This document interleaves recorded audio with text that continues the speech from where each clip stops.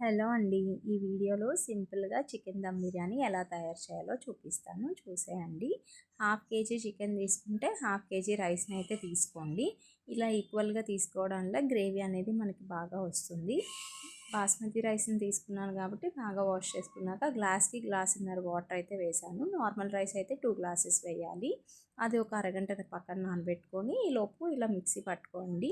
అల్లం వెల్లుల్లి ఉల్లిపాయలు మసాలా వేసి చికెన్ బాగా శుభ్రం చేశాక దాంట్లో ఒక 2 స్పూన్స్ అల్లం వెల్లుల్లి పేస్ట్, కారము, పసుపు, సాల్ట్, గరం మసాలా, ధనియా పౌడరు, పెరుగు కొద్దిగా వేసి ఇందులోనే ఆయిల్ కొంచెం వేసి తగినంత కొత్తిమీర ఇలా వేసి బాగా కలుపుకోవాలి. ఇలా బాగా కలుపుకున్నాక దీనిని కూడా ఒక అరగంట అయితే పక్కన పెట్టుకోండి. ఈలోపు ఆనియన్స్ ఇలా సన్నంగా కట్ చేసి ఫ్రై చేసుకోవాలి. నానబెట్టుకున్న రైస్లో ఇలా నెయ్యి కొద్దిగా, బిర్యానీ ఆకులు, మసాలా దినుసులు వేసుకోవాలి. నేను ఎక్కువ వేయట్లేదు ఎందుకంటే మా పిల్లలు స్పైసీ అనేది తినరు. దీంట్లో సాల్ట్ వేసి స్టవ్ ఆన్ చేసి స్టవ్ మీద పెట్టుకోవాలి. ఇలా బాగా కలుపుకున్నాక ఇందులోనే బిర్యానీ పౌడర్ కూడా కొంచెం వేసేసి మూత పెట్టుకోండి. ఇది 60% బాయిల్ అయితే సరిపోతుంది.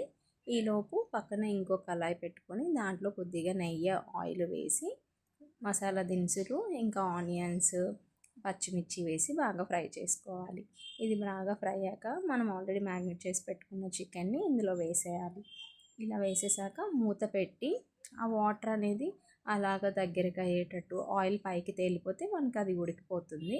అలా ఉడికిపోయాక ఆల్రెడీ మనం పక్కన రైస్ అనేది 60% అయిపోతుంది కదండి. ఆ రైస్ని ఇలా పైన వేసేయాలి. ఇలా రైస్ మొత్తం వేసేసాక దాని మీద కొత్తిమీర అండ్ ఫ్రైడ్ ఆనియన్స్ కూడా ఇలా యాడ్ చేసుకొని మూత పెట్టుకోండి.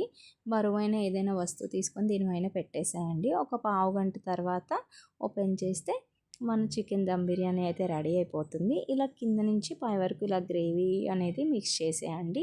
ఇంకా సర్వ్ చేసుకోవడమే. నేనైతే స్పైసీ తగ్గించా పిల్లల కోసం అని చెప్పి, మీరు ఎక్కువ వేసుకోండి కావాలంటే. Thanks for watching.